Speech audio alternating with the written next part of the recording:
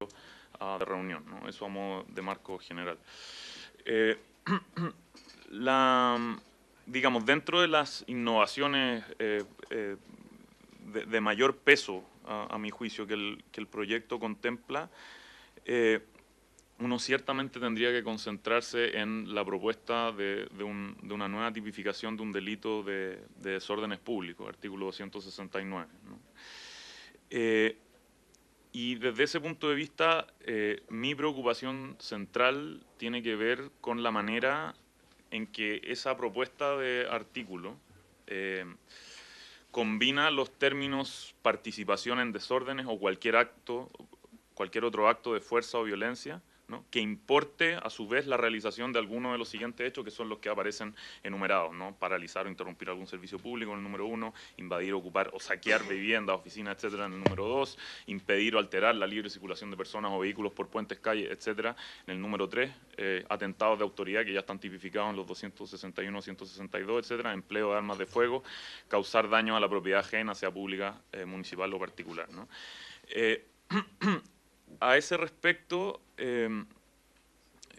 uno tendría que plantear las siguientes cuestiones, me parece. La primera es, ¿qué habría que entender aquí por fuerza o violencia, ¿no? Y esa es una preocupación central, creo yo, si es que uno pretende tomarse en serio la pregunta de si esta propuesta de regulación refuerza o más bien pone en duda, ¿no?, las posibilidades efectivas de ejercicio del derecho de reunión, ¿no? Eso primero porque lo que la ley tipifica es la participación en desórdenes, ¿no? ¿Cuál es el criterio de vinculación de quien participa y los desórdenes o en general los actos de fuerza o violencia? ¿Qué cuenta como participar, ¿no?, en un contexto de masa, hay que pensar, ¿no? ¿Cómo se deslinda el que participa, ¿no?, en el desorden o en el acto de fuerza o violencia de aquel que simplemente lo presencia y que, por ejemplo, se desenvuelve en una marcha o participa en una toma, por ejemplo? Ahora, dicho eso, la cuestión misma de qué cabe entender por fuerza o violencia es central. Primero porque o sea, el Código Penal chileno y en general la ley penal chilena tiende a diferenciar los términos fuerza o violencia. Eso es clarísimo si es que uno toma como punto de referencia, por ejemplo, la regulación de los delitos de robo, ¿no? Que sería lo primero que uno se le podría venir a la cabeza, ¿no?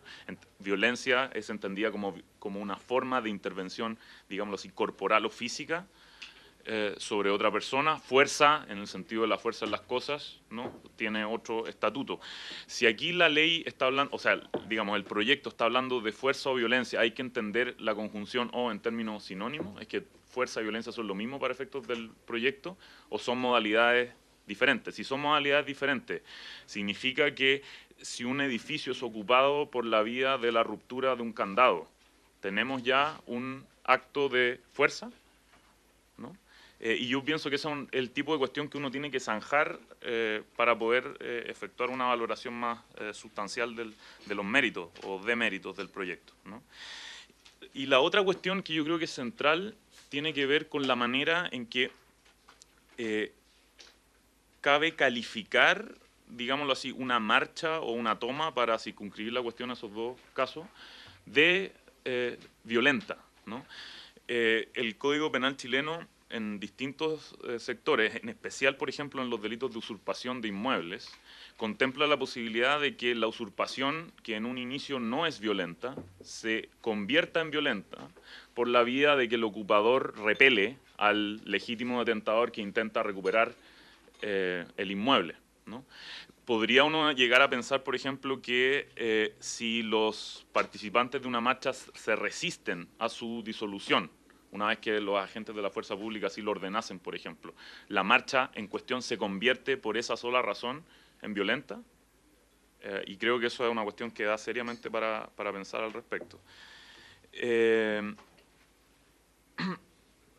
A reglón seguido, yo creo que uno tendría que también llamar la atención de la Comisión en cuanto a alguna terminología empleada desde ya y lo que ha sido objeto de discusión en otros foros, el término saqueo, ¿no?, el saquear, que tiene una cierta recepción en el derecho chileno vigente por la vía de la legislación que ha hecho suyo el derecho aplicable por la Corte Penal Internacional, y esto puede sonar estrafalario en este contexto, pero no lo es, porque el concepto de saqueo, cuando ha tenido relevancia en la discusión sobre el derecho penal, ha tendido a ser circunscrito al ámbito propio del derecho de situaciones de beligerancia, ¿no?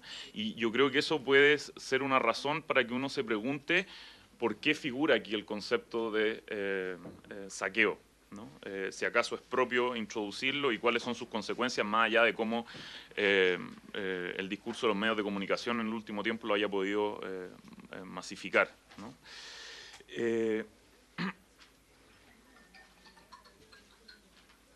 Dicho eso, creo que también habría que llamar la atención sobre el siguiente aspecto del proyecto, que es que, digamos, lo cual representa por lo demás una anomalía desde el punto de vista de las reglas generales del derecho chileno, se tipifique separadamente como una forma delictiva autónoma la incitación, la promoción o el fomento a la realización de algunos de los hechos que aparecen descritos en el, digamos, en el inciso primero del artículo del proyecto 269, siempre que haya habido previsión de que los eventos se iban a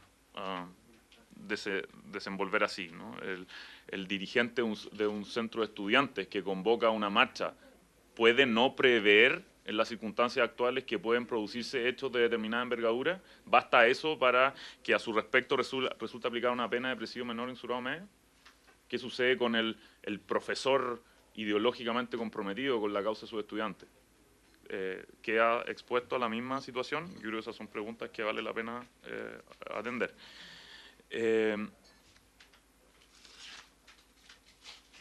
Por último, yo creo que resulta sumamente importante atender a la regla que establece el inciso segundo, ¿no? del artículo 269 propuesto en el proyecto. El texto es: la pena establecida en el inciso precedente para las distintas variantes que acabo de reseñar, se impondrá sin perjuicio de la que en su caso corresponda aplicar además a los responsables por su intervención en los daños, incendios, atentados, robo, infracciones a la ley sobre control de armas, etcétera, y en general otros delitos que cometan con motivo o con ocasión de los desórdenes o de los actos de fuerza o violencia. Quisiera llamar la atención de los honorables respecto de lo que eso significa pensando en la modalidad del saqueo. Si definimos saqueo en términos más o menos plausibles, ¿no? Como una situación en la que se produce, ¿no? la ocupación de un establecimiento comercial cuyos bienes son tomados, ¿no? por las personas que integran el grupo en cuestión. Lo que nos está diciendo el proyecto es que las penas correspondientes a esa modalidad de saqueo en tanto participación en un hecho de fuerza son completamente independientes de las penas que correspondería imponer por el eventual delito que ahí obviamente estaría implicado de robo con fuerza de las cosas, ¿no? Y yo creo que eso también da una cierta luz acerca de cuál es el objetivo que uno puede extraer de la regulación que se propone, ¿no? De alguna manera lo que tenemos aquí son tipificaciones más o menos genéricas de formas de participación en contextos de protesta, de manifestaciones masivas, etcétera, que de alguna manera hacen posible eludir el establecimiento de responsabilidades genuinamente individuales por hechos delictivos que en el derecho chileno vigente se encuentran completamente reconocidos. O sea, uno puede pensar que cuando hay ocupaciones de inmuebles perfectamente puede haber delitos de usurpación. Cuando hay cortes de calle, eventualmente puede haber delitos de amenazas condicionales dependiendo de las circunstancias. Ciertamente puede haber daño en distintos escenarios.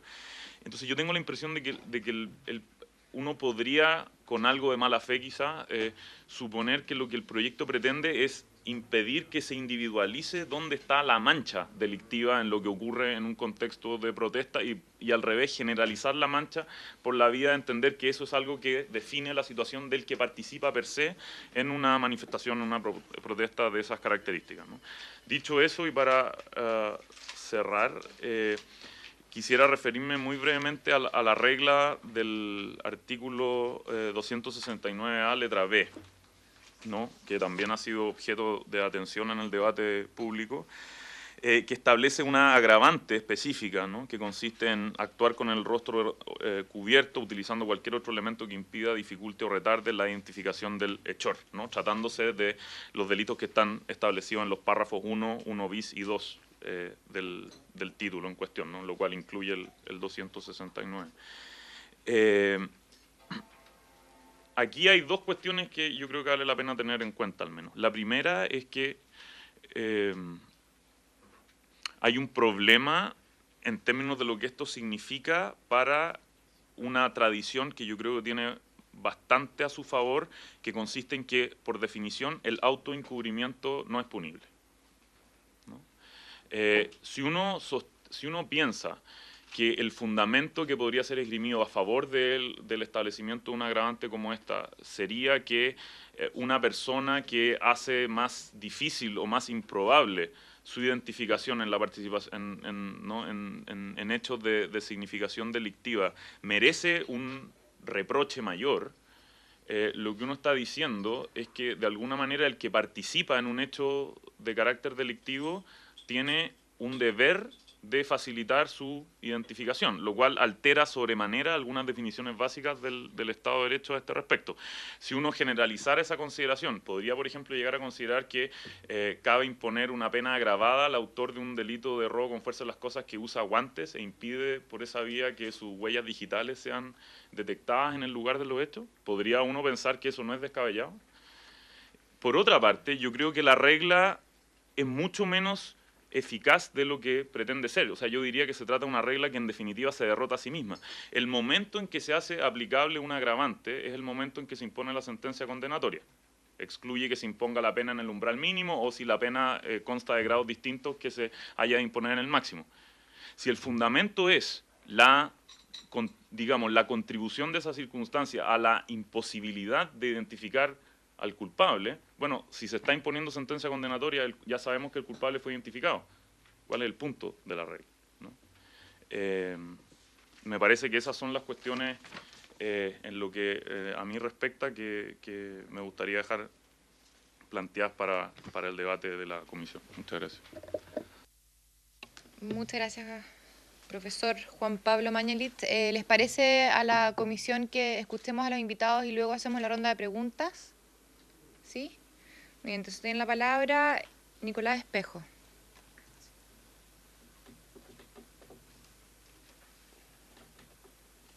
El de allá. Al micrófono. Ahí. Bueno, buenas tardes. Muchas gracias, señora presidenta, por su intermedio. Quiero agradecer la invitación de la comisión a UNICEF para dar su opinión sobre algunos aspectos de este proyecto de ley. Quisiera referirme a tres cosas en particular en esta presentación. En detalle los argumentos están explicados en un documento que ustedes tienen, que hicimos llegar hoy día a la comisión, ahí que los pueden revisar con mayor precisión. Quisiera referirme a tres cosas en particular, hacer algunos comentarios que se refieran específicamente a la propuesta de modificación del artículo 269. El proyecto contiene otras modificaciones. No quiero referirme a ellas, sino particularmente a las del 269, por el impacto que estas pueden tener respecto del ejercicio de derechos políticos de los niños, niñas y adolescentes. Ese es el foco por el cual nosotros vamos a mencionar, nos vamos a referir a ese artículo, ¿no? No somos una organización que se dedica al derecho penal, sino que promueve la correcta aplicación de la Convención de los Derechos del Niño en el régimen interno. Y por eso va a ser un comentario en ese respecto. En segundo lugar, quisiera hacer algunos comentarios sobre la necesidad de regular más estrictamente en la legislación interna los protocolos policiales que se refieren a procedimientos en los que intervienen menores de 18 años de edad. Y que de alguna manera es la contraprestación que el Estado hace junto con reforzar el orden público en los términos que establece el proyecto, la necesidad también de generar garantías para evitar uso excesivo del uso de la fuerza y procedimientos que permitan verificar cuando se producen ilegalidades en el contexto del ejercicio legítimo de la violencia por parte del Estado a través de las fuerzas de orden y seguridad. Y en tercer lugar, algunas menciones generales sobre algunos impactos tal vez no buscados, pero que pueden ser consecuencias de este proyecto de ley al desarrollo de las políticas de participación adolescente por parte del Estado, pero también por parte del propio Ejecutivo, en otras disposiciones que se están promoviendo al mismo tiempo que se promueve este proyecto de ley. De manera tal de poder buscar una cierta mayor coherencia entre la promoción de políticas de participación y este tipo de legislación que puede tener algún impacto negativo en esas políticas de promoción de la participación adolescente. Sobre el artículo 269 en particular, la verdad